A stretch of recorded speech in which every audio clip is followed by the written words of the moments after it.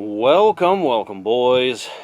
In this video I'm going to show you how your EVAP system is supposed to be routed. So if you're getting a check engine light for your EVAP system, you're going to want to check all along this piping. I was getting a code on my 03 Dakota. This is the 4.7, the quad cab.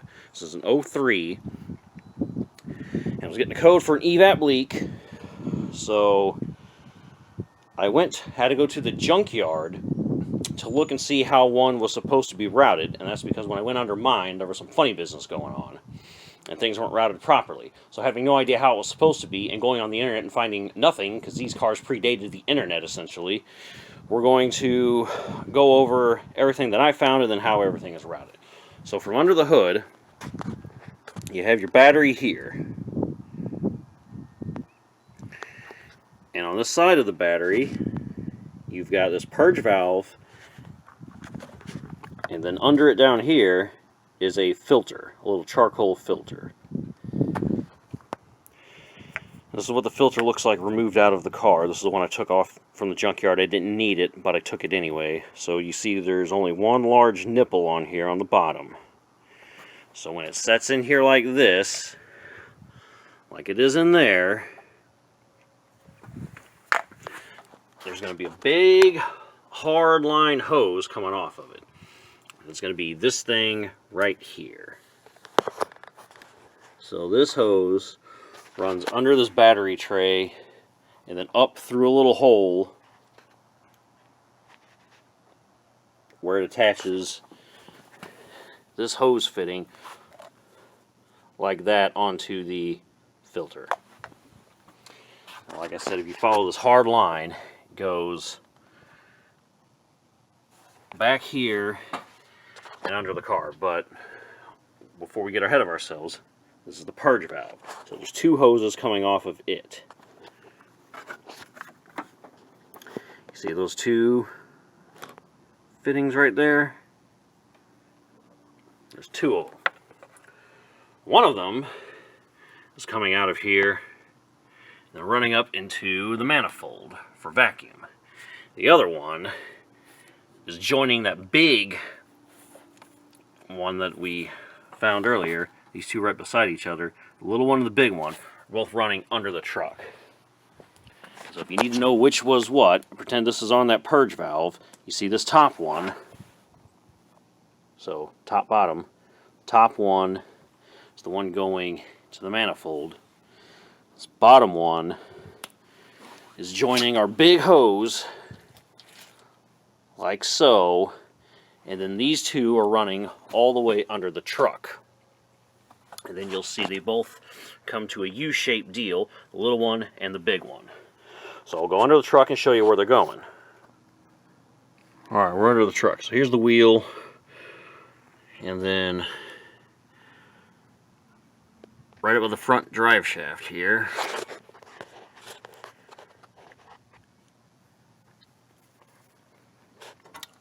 here's the rest of that big hose. So I have mine clamped onto this hard line, and then that other smaller hard line is right beside it here. So we got the littler one going off the purge valve, and then this big one coming out of that filter. So they're both running this direction back. So if we slither further down here,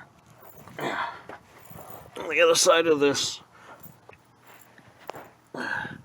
transfer case, you'll see this.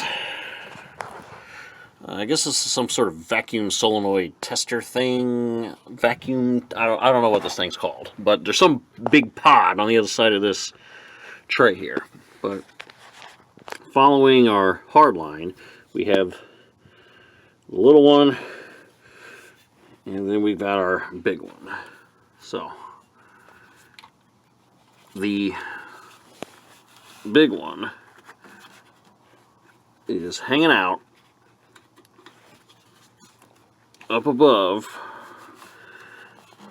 this thing. So here's this little line. I don't know if you can see me wiggling it, but I am wiggling it. And then the big one's right below it. So the big one has this big U-shaped deal that you saw on the other side, and it goes into the top part of this valve thing. So big line goes in this U here on the top. And then that hard line that was wiggling is continuing back further. And then on the bottom line, I have this hose clamped on, and it is also traveling further back. So big one goes here, little one's going here, and now we have another hose joining that little one. So this is the end of the journey for that big one that was from the front of the canister. It just goes right there. So if we continue further back, we're now coming out of the transfer case, right onto the drive shaft, and there's this charcoal canister. So it's got 3 nipples on the side for an attachment. So the big one that was coming off of that valve goes into the top. The small one that was from the front of the car that followed the big one until it went to that pod goes here in the middle to this big charcoal canister, and then this little one on the bottom, the charcoal canister, this is the one going to that little vent deal on the gas tank. So I didn't take this with me, and that's not disassembled because I didn't need this. I knew I had this. My funny business was going on around this and this, but I don't need to bore you with that. The point is, I didn't need to know how mine was wired and routed, and you don't either. You just need to know how it's supposed to be. So from off camera, we have the one coming from the gas tank going in the bottom. And then now we're going to work our way back forward again. So then from this big one, the top, that goes back into the bottom of this thing. And then this big one that's U-shaped on the top, that's going to go the same way that this middle one is going.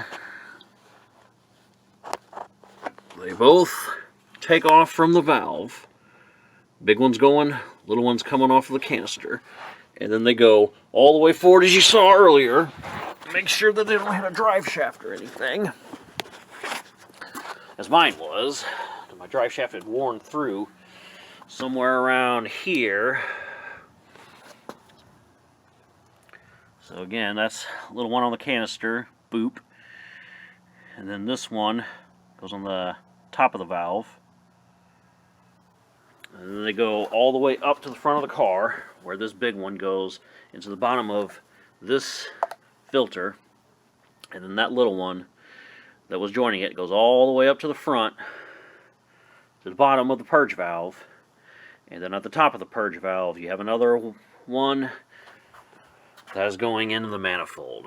And so there you go, boys.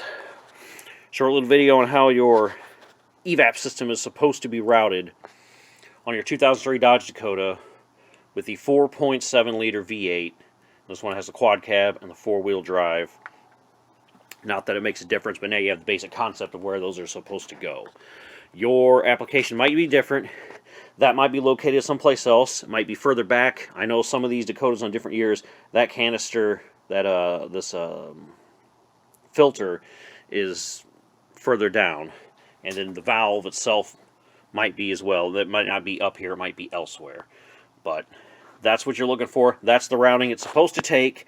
And that's how you're going to fix an EVAP leak if you have a break in your line or a missing line. But those are the lines that you need to inspect to make sure that there's no cracks in any of the rubber fittings, or nothing split, or any of those hard lines or anything like that. And then make sure that that's not interfering with anything. It was nicely set up on the truck I took these off of, but then mine, there was everything loose. The front drive shaft had rubbed on one of them, so I just zip tied everything out of the way, away from the exhaust, away from the drive shaft, so now nothing's going to hit it. And anything that was split, because this was my original one, the small one on that end, as you can see, this one has split, but I had a new one that I had taken off. I just took everything off the junkyard car, so I just put that one on. I took that as well. That's on here. That was the one that was on mine. You know, it's already good. So I don't have to mess with any of that. This is how mine was boogered up. There was some weird thing going on with a T and a thing, and I don't know what was up with that. So I just took some pictures, shot some video with the one in the junkyard, ripped everything out without damaging it, took it back home, and then used this to see what was missing and damaged on mine, and then pieced it together, rather than just trying to snake this whole new thing in, because I didn't need to go that far, but I can save these for a rainy day. Alright, hope this helps everyone else on the internet who needs to know how this emission stuff is routed for the EVAP system, and you can't figure it out, and it's not so clear to you from a diagram or anything. If you want actual visual representation, I really do hope this has helped, because I had to go to the junkyard and do it myself, and it would have been nice if somebody had a video on it so I could just look and see what I needed. Catch you in the next video. Thanks for watching, boys. Peace.